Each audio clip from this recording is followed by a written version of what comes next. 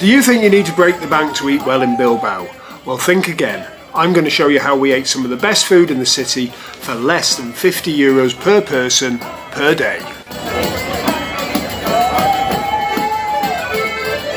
God, they know how to party in Bilbao. Well, we've just got back from there, and it was an unplanned holiday. Well, it wasn't really meant to be a holiday. We were supposed to be seeing a gig that was cancelled. So I went with my daughter and my sister, and she's a bit of a foodie, but I'm a bit of a budget traveller. So I'm not sure if the two were compatible. If you stay to the end, you'll find how much we spent all together. But we arrived in the city, and it was lovely, very lively, and we soon found a restaurant that was doing a set meal for €24. And considering that included a full bottle of wine between two of us and unlimited drinks for Suin, I think that fitted in with my budget traveller aspects, don't you? So for starters, the girls had spinach lasagna, and I with bechamel sauce and cheese gratin. I had a cannelloni stuffed with spider crab and seafood sauce. They were delicious. For mains, Sam had the pork tenderloin on creamed potato, and Suin had the sea bass with baked potatoes. Both looked amazing. I tried to be a little bit brave, and I had the cod with red peppers and eels. Now the red peppers were skinned and the eels were tiny little things. It was divine. And for pudding, we all decided to go for a traditional Basque cheesecake. €24, you can't go wrong. Not being funny, back home you'd be doing well to get it for 30 quid a head plus the cost of the wine on top. So that's a winner for me. I'll put the locations up either at the end or in the text below, but it was a 10 from Len. Well, as a budget traveller, I was really happy with that for our first night. So the next morning, we were off to the Guggenheim, and we just did the standard breakfast. It seems to be the same thing across Europe everywhere, coffee and croissant. And that kicked in at €5. But, you know, there's all sorts of things you can have. They're very big on their pastries there. One thing you should note is Bilbao is a very walkable city, and we were close enough to be almost on top of the old town. So after the Guggenheim, we split off from Sam because Suin had found a cat cafe. Right, cat cafes are not really my thing, but I just made her walk around a museum, so it was her turn. The welfare seemed important, and the cats were free to play, or not in some cases. One local lady decided she was having all the cats. But let's get on to the food. Suin had ravioli in an umami essence, which looked very nice, and I had a camembert crunch with passion. For main course, there's a lasagna, Suin's going to do that, and I had a salmon on papillo with truffles. The whole lot came in at €20, which seemed quite reasonable, seeing as we didn't have to pay the entrance fee to the cat cafe. Not a place I'd choose to eat, but hey ho, it was very good. I'll put the details up later. Right, so after a day exploring, we decided that next up was Pintxos. Pintxos and beer number 2. So what exactly are they? They're basically the ultimate Spanish snack. Imagine bite-sized tapas served on small pieces of bread with endless toppings like jamon, seafood, or even mini omelettes. In Bilbao, Pintxos aren't just food, they're a way of life. You hop from bar to bar, grabbing a drink and a pincho at each stop, and before you know it, you've had a full meal. One delicious bite at a time. It's casual, it's social, and the best part, you don't need to spend a fortune to try a whole variety.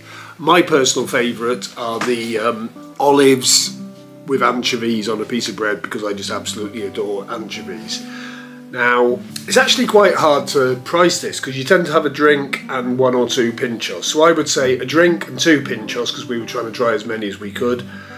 And we did that about 4 times.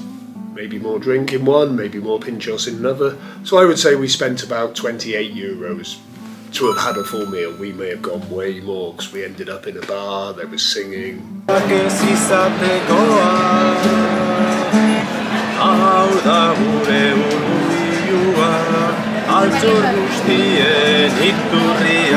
Let's just say €28 unless you're a pig. But yeah, definitely do that one again.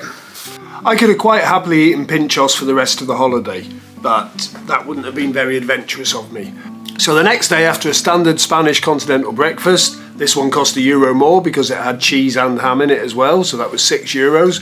We headed off to Jexo to go on the Vizcaya Transporter Bridge, which is actually the oldest suspended gondola transporter bridge in the world, and Suin made me walk over the top, which isn't good with my newly found old man fear of heights.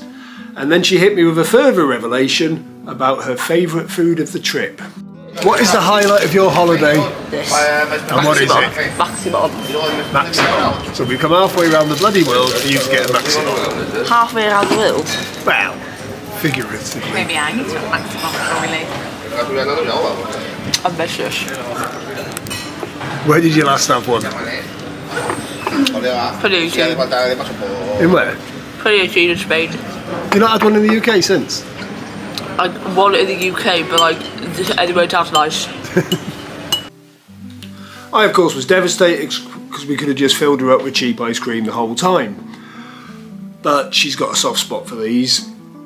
So after a quick walk by the sea, which was lovely to see even though we'd been in the city, we headed off into Algorta and St Nicholas Square for, of all things, a Japanese lunch. All the way to Spain to have a Japanese meal. So why do we have Japanese for lunch? Well, one thing, even in October, it's hard to find a cafe with outdoor seating in Bilbao and the surrounding area. But this worked out really well because we had a couple of starters between us and a pint each, and it kicked in at near as damn it €10. You can't fault it, and it's a bit like eating Pintxos. So after all the fun in Jexo, I particularly enjoyed the transporter bridge. We headed back into town to have a go on the Archanda funicular. It is a great way to get up the mountain, and yeah, the whole public transport system in Bilbao is amazing. I'm going to do a video about it. You get what they call the Barrick card, which when you swipe that you pay like a local. For example, a tourist would pay about €3 to go up this. Swipe your Barrick card, it's 50 cents. And 50 cents back down. So, but it's well worth the trip because you get up there, there's a couple of bars. There's quite a high-end restaurant that's been on James Martin's television programme in the morning, and the view from the top is stunning. One side you get to see the airport, the other side you get to see the city. Well worth a trip. And it was certainly enough to build up an appetite for dinner time, which we'll go to now. So for our last night we wanted something a bit nice, and we found this place that seemed like just a normal Pintxos bar downstairs, but they were doing a taster menu. And well, I'll be honest, we went upstairs for when the restaurant bit opened at 7:30. We were a bit concerned because we were the only people there, but it soon filled up, which was a good sign. Now this menu was unbelievable. So it started off with a chef's special, which was an appetizer of pate, straight into a tuna tataki with apple and wakame, followed by creamy rice with vegetables and dewlap. Dewlap I'll explain later. Then monkfish with seafood and spider crab cream, followed by veal ribs with tomato confit and panadera sliced potatoes, and pudding was caramelised French toast with a salty caramel ice cream. Now that was banging. And at €49, including a decent bottle of wine, which is set between two people. There were three of us. Suin's not a big wine drinker, so she was given unlimited 50-50 shandy with really nice lemonade. You just can't fault it. Well, as promised, I said I'd explain what dewlap was. I just had to look up a good explanation on the internet first. It's a cut of meat from the loose skin under the neck of an animal, usually pigs. In this case it was Iberico ham. It's often used in traditional cooking, slow cooked, to bring out the flavour and tenderness of the meat. That was served over wild rice and it was absolutely stunning. We're going to go on now to summarise the cost.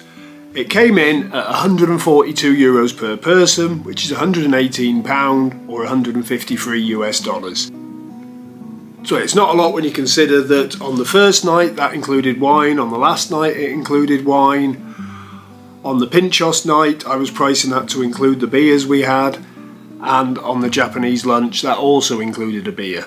So it's a no-brainer. Now that actually translates to a per person daily budget of €47, £39 or $51. Now I've travelled to some of the Eastern Bloc countries and I think I've struggled to eat for that, and I'm sure you'll agree we had some good food. Now I would normally aim a bit cheaper, but my foodie sister would be having none of it because I'm tight.